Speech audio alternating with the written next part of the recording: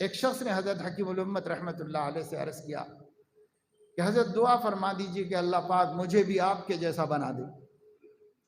تو فرمایا کہ میں ایسی باتوں کی پسند نہیں کرتا، میرے اندر کتنے عیب ہیں، میں اللہ کی نظر میں کیا ہوں آپ کو کیا پتا ہے، میں مقبول ہوں کہ مردود ہوں آپ کو کیا پتا ہے، آپ یہ کیوں کہہ رہے ہو؟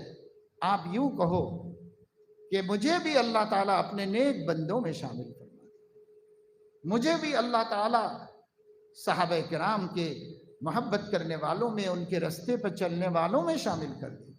یہ کہو، ایک شخص کو متعین کر کے کیوں کہہ رہے ہو کہ اس شخص کے بارے میں تمہیں نہیں پتا ہے کہ اللہ کے پاس اس کا کیا مقام ہے، تمہیں نہیں پتا، تم اپنے ظاہری حالات سے بہرحال اعتقاد کرو، اعتماد کرو، محبت کرو، علم سے فائدہ اٹھاؤ، لیکن اس کو مثال کیوں بنا رہے ہو نیکی کی؟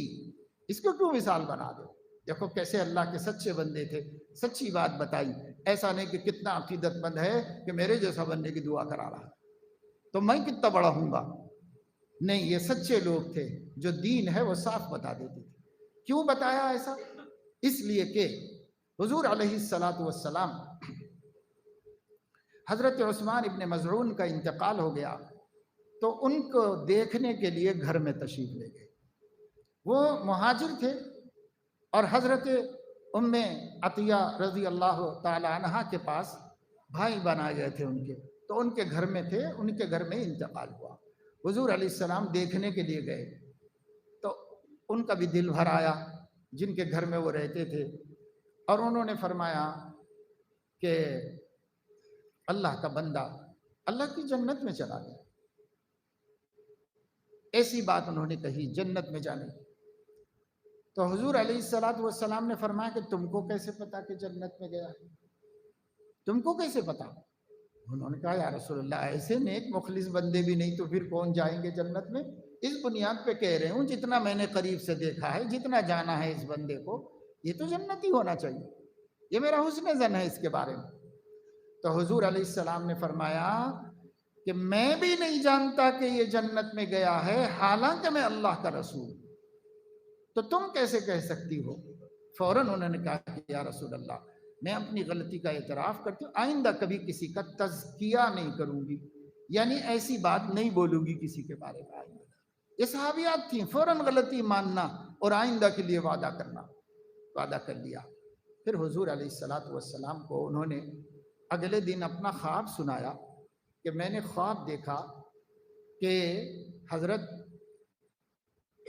عثمان بن مظعون جنت کی ہریالی میں ٹہل رہے، یہ خواب دیکھا اور یہ خواب حضور کو سنایا۔ حضور علیہ السلام نے فرمایا کہ یہ اس کا ایمان اور اس کے اعمال ہے، جو اللہ نے قبول فرما لیے تو اللہ تعالیٰ فضل فرمائیں گے۔ اس خواب سے اچھی امید رکھو، اچھا گمان کرو اور اچھی دعا کرتے رہو، بس ختم۔ تو یہ ہے نا بات، نہیں کہہ سکتے ہم کسی کے بارے میں یقینی بات، حتیٰ کہ کافر کو جہنمی یقینی طور پر نہیں بول سکتے، متعین کر کے فلاں، اب فلاں شخص گیا جہنم میں، نہیں بول سکتے۔ ہاں مجموعی طور پر مشرکین و کفار جہنم میں جائیں گے تو ہمارا عقیدہ ہے، لیکن زید عمر بکر کو نہیں بول سکتے۔ کیوں؟ کیا پتا کہ اخیر میں اس نے اپنے اللہ سے صلح کر لی ہو اور توحید پہ اس کی موت آئی، ہمیں کیا پتا ہے، ہمیں نہیں معلوم۔ تو ہم یقیناً جنتی بھی نہیں بنا سکتے کسی کو، یقیناً جہنمی بھی نہیں بنا سکتے، سوائے 10 صحابہ کرام کے جن کا نام لے کر حضور نے جنتی بتایا۔ ابو بکر فی الجنہ، عمر فی الجنہ، عثمان فی الجنہ، عبد الرحمن ابن عوف فی الجنہ، ایک ایک کا نام لے کر حضور نے ان کو جنت میں، ان 10 مبشرہ کو چھوڑ کر کسی کے بارے میں جنتی ہونے کی بات ہم یقین کے ساتھ نہیں کہہ سکتے۔ بہرحال دلوں کو صاف ستھرا رکھیے، یہ زمانہ بہت مشکل زمانے سے ہم گزر رہے ہیں، کچھ اللہ تعالیٰ نے ہمارے لیے حالات سخت فرمائے ہیں اور شاید اللہ تعالیٰ ہمیں جھنجھوڑنا چاہتے ہیں اور ہمارا ایمان یقین کو مضبوط کرنا چاہتے ہیں، اس لیے تھوڑے دن بالخصوص غفلت سے ہمیں نکلنا ہے اور بہت اللہ سے لو لگا کے زندگی گزارنا ہے، گناہوں سے اپنے آپ کو دور رکھنا ہے اور اللہ کی مدد مانگتے رہنا ہے اور اس کی مدد طلب کرتے رہنا ہے۔ تو انشاءاللہ تعالی اللہ رب العزت اپنے فضل و کرم سے ہمیں ان حالات سے نکال دیں گے۔ میں نے 2 آیتیں پڑھی تھیں، اس کا ترجمہ کر دیتا ہوں۔ وَهُوَ الَّذِي يُنَزِّلُ الْغَيْثَ مِن بَعْدِ مَا قَنَطُوا، اللہ وہی ہے جو بارش نازل فرماتا ہے لوگوں کے مایوس ہو جانے کے بعد۔ وَيَنشُرُ رَحْمَتَهُ، اور اپنی رحمت کی ہوائیں چلا دیتا ہے۔ وَهُوَ الْوَلِيُّ الْحَمِيدُ، وہی ہمارا والی ہے اور تعریف کے قابل ہے۔ دوسری آیت میں اللہ نے فرمایا یا عبادی الذین اسرفوا، آپ کہہ دیجئے، قل، آپ کہہ دیجئے میرے نبی، یا عبادی الذین اسرفوا علی انفسہم، او میرے گناہگار بندو جنہوں نے گناہ کر کر کے اپنے آپ پر بہت ظلم کر لیا ہے، لا تقنطوا من رحمت اللہ، اللہ کی رحمت سے مایوس مت ہو جاؤ۔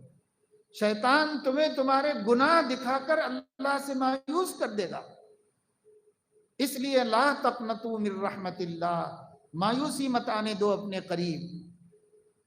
ان اللہ یغفر الذنوب جميعا، توبہ کر لو، اللہ تمہارے سارے گناہ معاف کر دے گا، سارے معاف کر دے گا اللہ تعالیٰ۔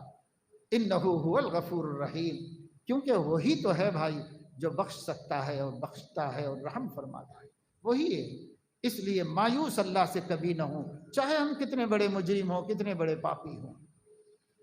تیسری آیت میں نے پڑھی ان اللہ لا یغیر ما بقوم حتی یغیروا ما بانفسہم، اللہ کسی قوم کے حالات اس وقت تک نہیں بدلتا جب تک کہ وہ خود اپنے کو بدلنا نہ چاہیں۔ ان اللہ لا یغیر ما بقوم حتی یغیروا ما بانفسہم، اس کا مفہوم آپ کو سمجھ میں آ گیا۔ تینوں آیتوں سے ہمیں سبق لینا چاہیے۔ پہلی آیت کا پیغام یہ ہے کہ حالات سے مت گھبراؤ، حالات میں بھی پر امید رہو اللہ سے، اور اللہ سے مدد مانگتے رہو، دعائیں کرتے رہو۔ حالات کتنے بھی مخالف ہو، اللہ تعالی ہماری مدد کرنا جانتا ہے اور ہماری مدد کر کے کامیاب کرے گا۔ نمبر 2، دوسری والی آیت میں اگر ہمیں ہمارے نفس نے بہت سی برائیوں میں مبتلا کر دیا، شرمناک گناہوں میں ہم مبتلا ہو گئے، چاہے کچھ بھی ہم سے ہو گیا ہو اور کتنے ہی بار ہو گیا ہو، پھر بھی اللہ سے مایوس نہیں ہونا۔ اللہ اللہ ہے، اللہ تعالی ہم سے عداوت و دشمنی نہیں رکھتا۔ دنیا میں کسی کی مخالفت کرو تو وہ دشمن ہو جاتا ہے، اور اللہ کی جب کوئی نافرمانی کرتا ہے تو اللہ کو اس پہ ترس آتا ہے، وہ دشمن نہیں بنتا، اس کا ترس آتا ہے اس کو۔ اس لیے اللہ تعالیٰ سے مایوس نہیں ہونا اور اللہ تعالیٰ کی طرف رجوع رہنا۔ کیسا؟ توبہ سچی کرنا، اور اس کے بعد انیبوا الی ربکم واسلموا لہ، اللہ کی طرف پلٹ جاؤ اور اللہ کے حوالے ہو جاؤ، یہ کرنا ہے۔ اس کے بعد یہ ہو گیا۔ دوسری آیت میں ہمیں اللہ نے مایوس ہونے سے بچایا، یعنی مغفرت سے مایوس ہونے سے۔ اب پہلی آیت میں حالات سے مایوس ہونے سے بچایا ہے، اور جو ہمارے پاس تیسری آیت ہم نے پڑھی، اس تیسری آیت میں اللہ نے یہ بتایا کہ 2 حالات خراب ہوتے ہیں وہ بھی تمہارے ہی وجہ سے ہوتے ہیں، اور اچھے ہوں گے تو وہ بھی تمہاری وجہ سے ہوں گے۔ کوئی قوم بدلنا نہیں چاہ رہی تو اللہ بھی اس کو اس کی حالت پہ چھوڑ دینا چاہتا ہے۔ اس لیے اگر تم برے حالات سے گزر رہے ہو تو بدلنے کا ارادہ کرو اور نیک بنو۔ نیک بننے کی سب لوگ کوشش کریں، نیک بننے کا سب ارادہ کریں، سب گناہوں کو چھوڑنے کا ارادہ کریں۔ اللہ تعالیٰ فرما رہے ہیں تم بدلنا چاہو گے تو میں بدل دوں گا، تو تم نہیں چاہو گے تو مجھے بھی کیا پرواہ ہے، میں تو بے نیاز ہوں، مجھے کیا پرواہ ہے کسی کی، اس لیے تم ارادہ کرو۔ تو تیسری آیت سے معلوم ہوا ہمیں بدلنے کا ارادہ کرنا چاہیے۔ بیٹھ کے روتے رہنا کیا کرنا بھائی، نہیں ہو سک رہا میرے سے، نمازیں نہیں ہو سک رہی، نیک نہیں بن سک رہا ہوں، ایسا ہو رہا ویسا ہو رہا۔ تو دیکھو بھائی، رونا تو بیوہ کا کام ہے، مرد روتا ہے کیا؟ مومن روتا ہے کیا؟ رو نہیں، تدبیر کرو۔ تدبیر قرآن میں موجود ہے، تدبیر حدیثوں میں موجود ہے۔ تدبیر کر کے بڑے بڑے پاپی، مجرم، گناہگار، چور، ڈاکو، شرابی، زانی اللہ والے بن گئے، آنکھوں کے سامنے ہے، تاریخ موجود ہے۔ میں کیوں نہیں بن سکتا؟ میں بھی بن سکتا ہوں۔ تو اللہ پر بھروسہ کر کے، ارادہ کر کے، خود تدبیریں کرو، وہ تدبیر جو قرآن حدیث میں آئی ہے، پھر دیکھو اللہ حالات بدلے گا، انفرادی بھی بدلے گا اور اجتماعی بھی بدلے گا۔ جبکہ سب بدلنا چاہتے ہوں، حالات ہم بدلنا چاہتے ہوں تو بدلیں گے اللہ تعالیٰ ہمارے حالات۔ تو بس یہی بات ہم نے آپ کے سامنے بیان کی، اور بہت لمبی بات ہو گئی۔ ایک بات جمعے میں توجہ دلائی تھی، یہاں محلے میں جگہ جگہ بنائی گئی ہے، یہاں اکبر باغ میں بھی ایک محلہ کمیٹی بنائی گئی ہے۔ یہ محلہ کمیٹی رفاہی خدمات کرنے کے لیے، سماجی مدد کرنے کے لیے، سیاسی شعور بیدار کرنے کے لیے، عقائد کو درست رکھنے کے لیے، جو بچے نہیں پڑھ پا رہے ہیں ان کو تعلیم کے لیے مدد کرنے اور ہیلپ کرنے کے لیے، اور ضعفاء بیماروں وغیرہ کی مدد کرنے کے لیے محلے والوں کو محلے والوں کی فکر کرنا چاہیے۔ اس بنیاد پر یہاں ایک جماعت بنائی گئی محلہ کمیٹی، جس میں محلے ہی کے بااثر لوگ ہیں، سمجھدار لوگ ہیں، اور کام بھی برابر کرتے جا رہے ہیں جتنا ممکن ہو سکے۔ تو ان کا کہنا یہ ہے کہ اس سلسلے میں بہت سے کام ایسے کرنے پڑ رہے ہیں کہ ان کاموں میں پیسے کی بھی ضرورت ہوتی ہے، یعنی فیس بھرنا ہے اور کوئی مدد کرنا ہے اور کوئی اس قسم کے کام کرنا ہے، یا کسی غریب کا بیماری علاج میں کچھ تعاون وغیرہ، ایسے کام بھی چل رہے ہیں۔ اب اپنے آپ سے جتنا ہو سکے تب تو کر رہے ہیں، لیکن اس سے بھی زیادہ ضرورتیں پیش آتی ہیں۔ تو ان حضرات کی خواہش تھی کہ اعلان کیا جائے کہ خصوصاً محلے کے لوگ محلہ کمیٹی سے ملیں اور مل کر کے ان سے پوچھیں، ان کے کاموں کی تفصیل جانیں، ان کے بارے میں اطمینان حاصل کریں اور پھر اس کا تعاون کریں، تاکہ اپنا جو بھی اللہ نے دیا ہے اس سے اپنی بستی کے ضرورت مندوں کی مدد ہو سکے۔ اور یہ بہت بڑے ثواب کی بات ہے۔ اللہ فی عون العبد ما کان العبد فی عون اخیہ۔ اللہ فرما رہے ہیں اللہ تعالیٰ اس وقت تک بندے کی فکر میں لگا رہتا ہے جب تک بندہ کسی دوسرے بندے کی فکر میں لگا رہتا ہے۔ اس لیے بڑے اہم کام ہوتے ہیں، اس کی طرف آپ خصوصی توجہ دیں۔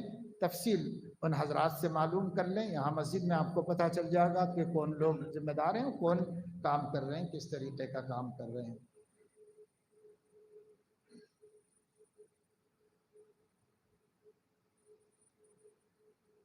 جو سوال دین شرک کے بارے میں کرنا چاہا ہے،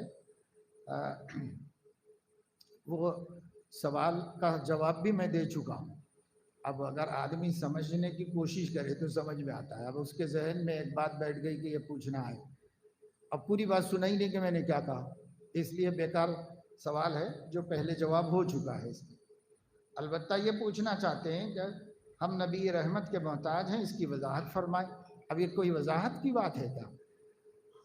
نبی رحمت کے محتاج ہیں۔ امام ابن قیم فرماتے ہیں کہ جس طرح دیدہ روشنی کا محتاج ہے اور جس طرح جسم جان کا محتاج ہے، اس طرح امت نبی کی محتاج ہے۔ اس کی تفصیل کی کیا بات ہے، تو خود اپنی ہر آدمی کا من کہتا ہے، ہر آدمی کا ضمیر پکارتا ہے، ہر مومن کا۔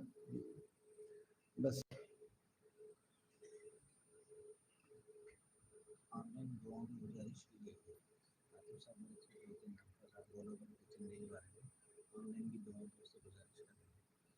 دعاؤں کے لیے بہت سے لوگوں نے کہا ہے، بالمشافہ کہا ہے، چٹھیاں بھیجی ہیں، اور آن لائن بھی جو صاحب آن لائن اسے لائیو کر رہے ہیں ان کو آ رہے ہیں کہ مختلف علاقوں سے، مختلف ملکوں سے، کہ دعا کی جائے، ہمارے لیے دعا کی جائے۔ تو دعا سب کا حق ہے بھائی، ہر مومن کا حق ہے، سب کو کرنا چاہیے، ہر دعا کرنا چاہیے۔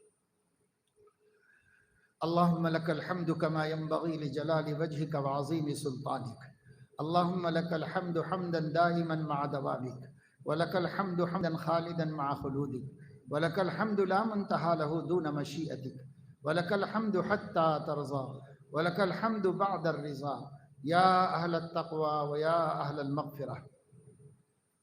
اللہم صل وسلم وبارک وترحم وتحنن علی سیدنا ومولانا محمد کما صلیت وسلمت وبارکت وترحمت وتحننت علی ابراہیم وعلی آل ابراہیم فی العالمین انک حمید مجید۔